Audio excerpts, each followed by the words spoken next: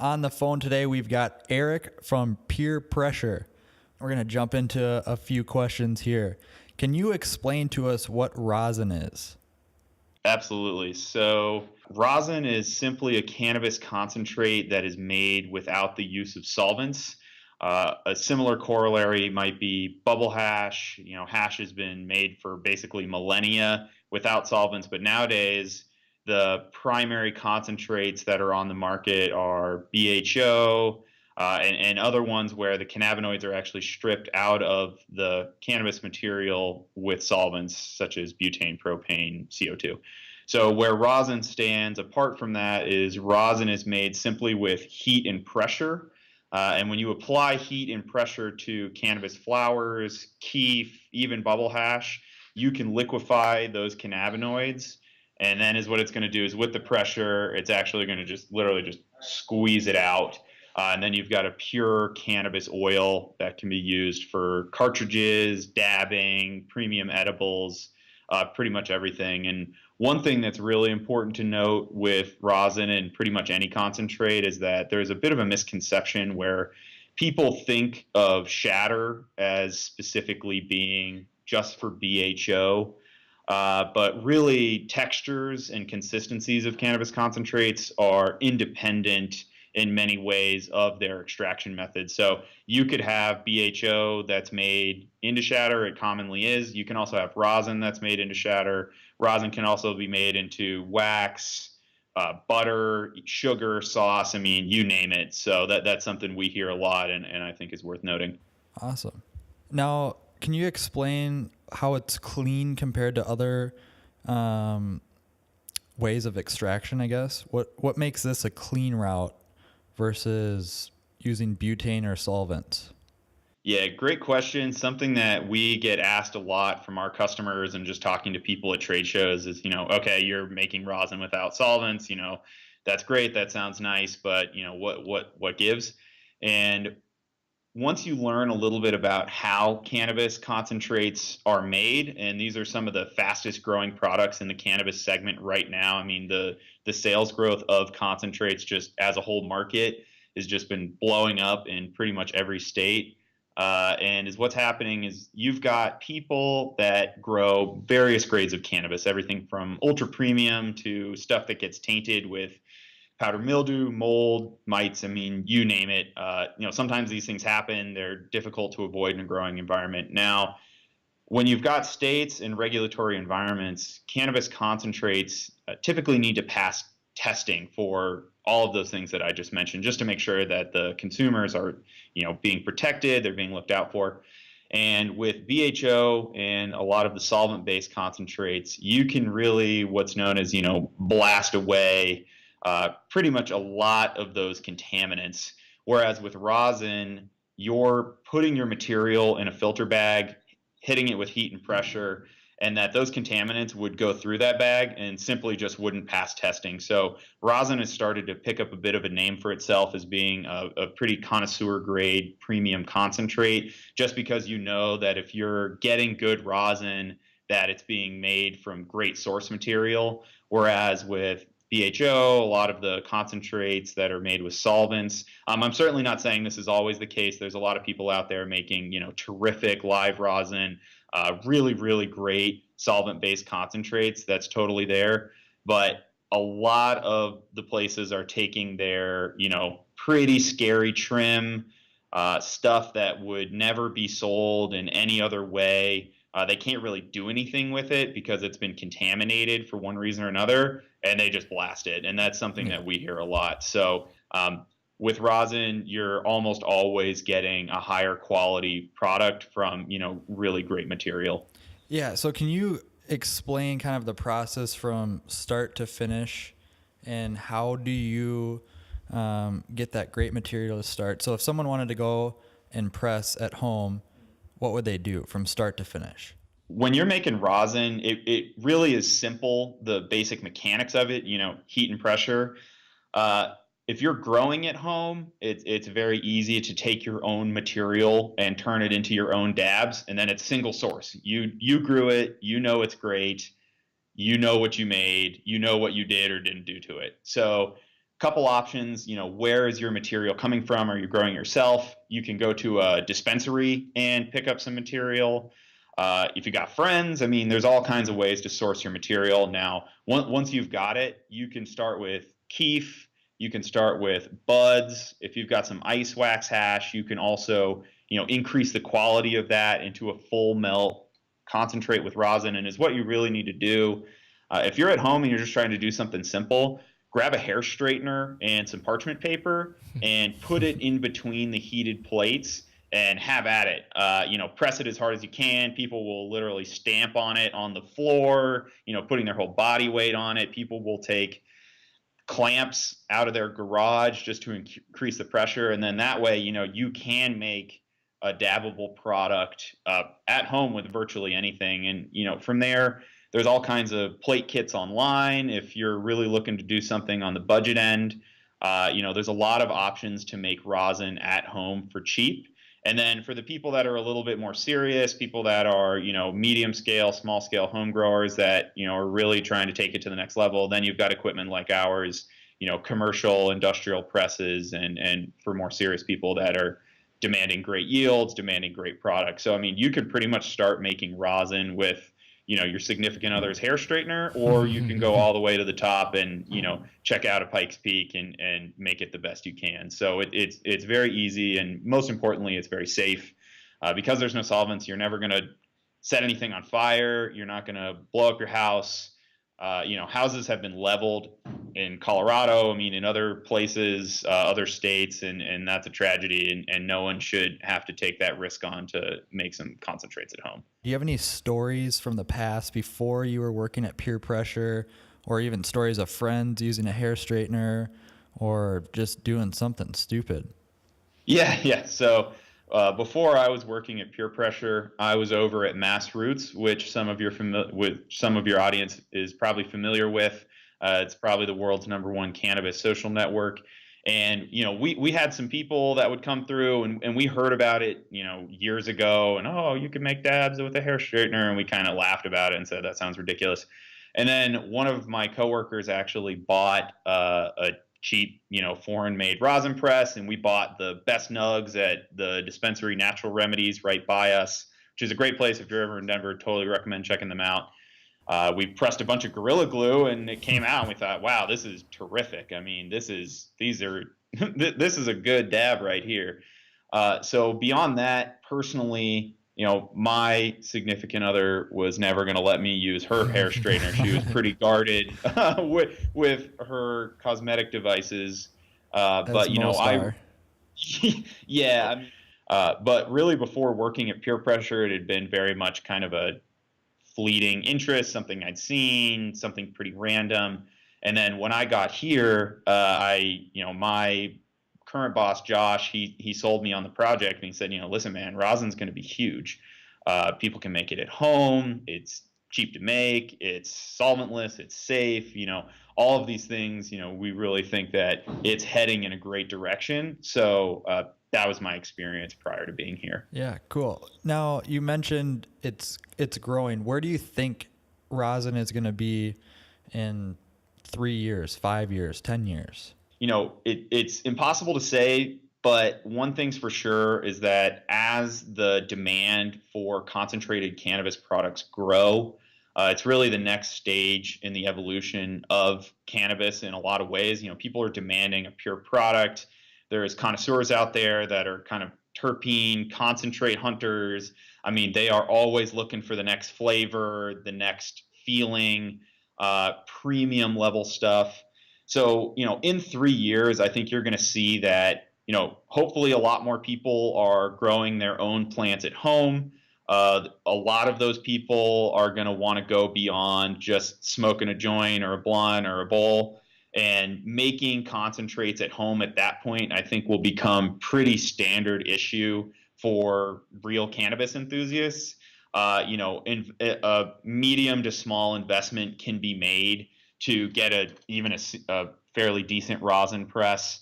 And then from there, people are probably just going to press a lot of their own rosin. So, of course, we've got a pretty rosy outlook on where rosin is going to be in a couple years. It really depends on the the regulations that are going on. I mean, the current administration is kind of all over the place. But as soon as you start seeing home growing picking up, people that are looking for concentrates, I think in a lot of ways, I mean, rosin is the only realistic way to do it at home. If you wanted to make bubble hash, you need a washing machine and tons of ice and sinks. And, there are some things you can do at home that aren't rosin where you're going to get a concentrated product. But unless you're an amateur willing to, risk life and limb, rosin is absolutely going to be the number one at home produced concentrate. Yeah. And then taking that a little further, in the industry, from more of a consumer and purchasing level, you've got a lot of people where there's very cheap budget level concentrates that are made with butane and solvents. But health-minded consumers are definitely going to be seeking out rosin exclusively, we predict, just knowing there's no solvents. And then, really billing itself as a connoisseur grade product where small batch, limited run, rosin takes more effort and time to make than BHO and other solvent-based concentrates, so that, we really see it as gravitating towards kind of the premium end of the concentrate market as time goes on and as more people become aware of its existence in the first place. So can you just touch a little bit further on just the quality of the material before you press?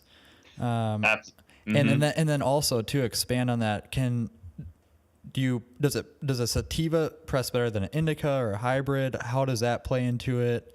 And just the overall quality of the flower. Yeah, this is a really important question for our listeners here. If I'm gonna take the effort to maybe sabotage a hair straightener or buy a really nice press, how do I get the best thing that I can? Really, just like you guys said, it absolutely starts in the garden. Great resinous cannabis is always going to produce the most. The more terpenes you have starting out in the plant, the better your rosin is going to smell and taste. The more trichomes, the heavier resin production strains are always going to be your heavy yielders. And this is very germane because we're actually in the middle of putting a blog post together right now after interviewing a couple of the top labs in the country that use our equipment and that have award-winning rosin. And what we've really heard is that, certain strains and certain lineages definitely are your better yielders and your better plants. So we find that indicas and hybrids tend to yield more than sativas simply because that those indicas and hybrids often have a higher resin profile. They've got more THC in them already. Sativas tend to be a little wispier. They can not produce as much resin. And, personally, I love sativas just as much or more than many indicas. But most people will find that they're going to get a much better yield off of an indica or an indica hybrid plant. Not to say that you should never press sativa. I mean, sativa rosin is among my absolute favorite, but for yield purposes, that's kind of what is standard. And then just some strains for the listeners to think about that are real big yielders and really great stuff. For flavor and taste, anything fruity. I mean, your clementines, Crockett's Farm, they've got some genetics that are really top notch. Pretty much anything that's got fruit in the title and it has high terpene content, is bound to be great. Banana split, clementine. I mean, you name it. The strains these days are off the chain, but yeah. Taste and flavor, really a lot of those terpenes tend to come through, like the linalool. Some of the ones that have a lot of the strawberry, the orange, the grape smells. And then as far as yield goes, chem strains, so Chem Dog, there's a ton of chem crosses that are just, prolific yielders. Gorilla Glue, one of the most popular strains on the market today, that is one of the ones that we consistently see huge yields on. Anything that's going to be super trichome laden, you're going to get a great yield on. The white, there's a ton of white crosses, white fire. I mean, there are so many strains out there. Even the most diligent strain catalogers, I think, can barely keep up. Yeah. But for someone pressing at home, keep an eye out for fruity strains if you're into that. If you're more into gassy strains, the Gorilla Glues, the whites of the world, the chem strains are definitely going to be your best bet. Awesome. Okay, so now as we're in humidity control, How does that play into pressing, preparing the flour? Does it need to be dry, moist? I mean, what does someone want to do?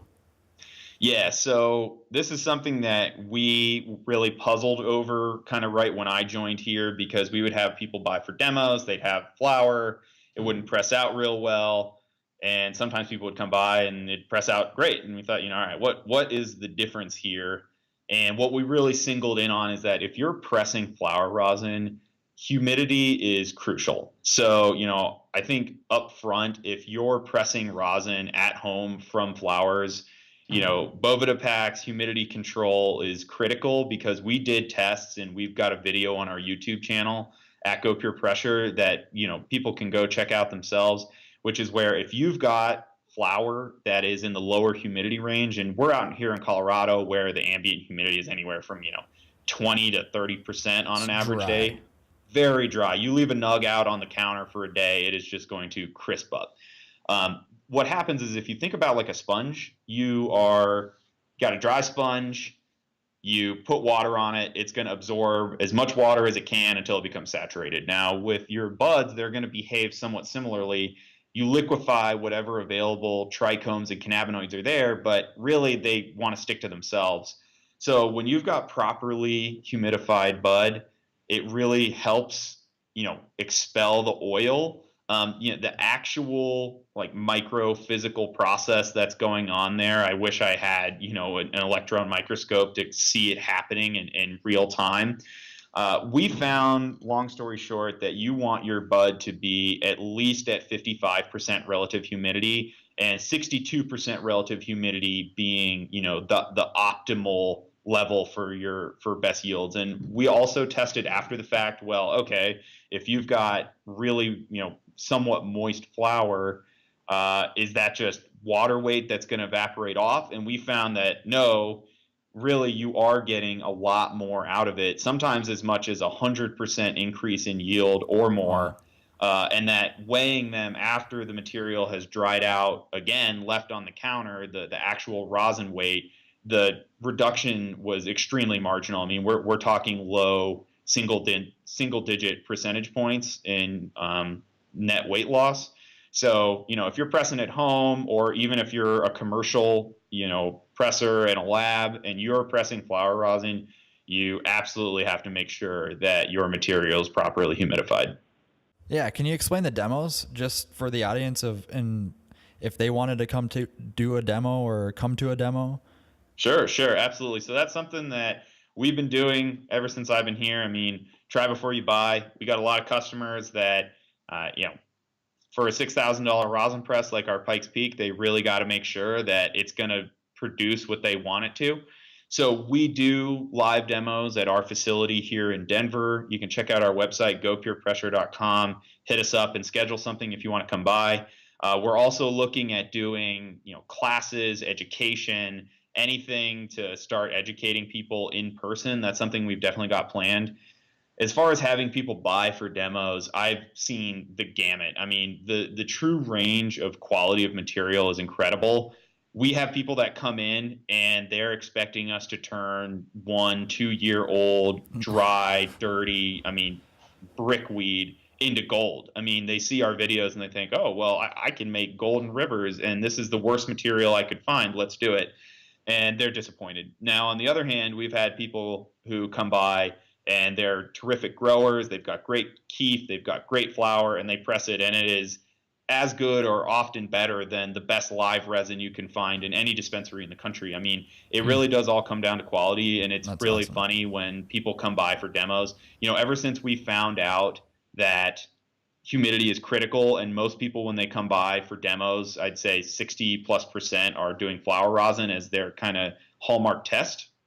We always recommend, bring humidified material, because if you don't, you will be disappointed. That is just the way that the physics work here. And with all of our Pikes Peak kits, we send people out Boveda packs so that they're getting great results right out of the box.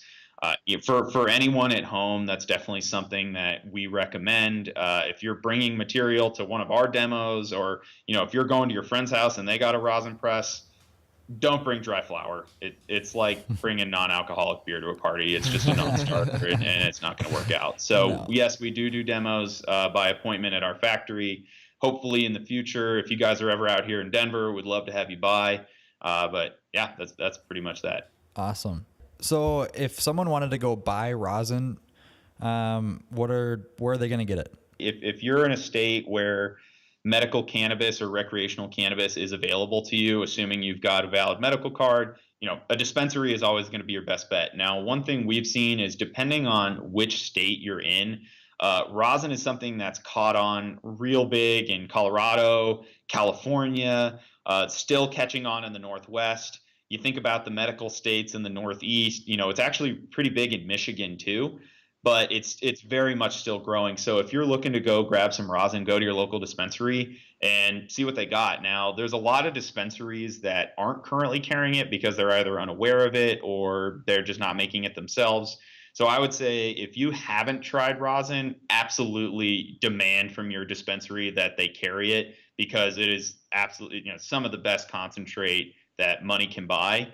We've had so many people come in for demos that not really cannabis people, interested, but certainly not dab heads, not the hat pin crowd, not the people that are true connoisseurs. And they come in and they say, you know what, cannabis is really cool. I want to get into this, but my friend, he said that rosin's the only thing he smokes because it doesn't hurt his lungs. Or my friend has this issue and rosin is the only thing that they'll consume because it's cleaner, it's pure.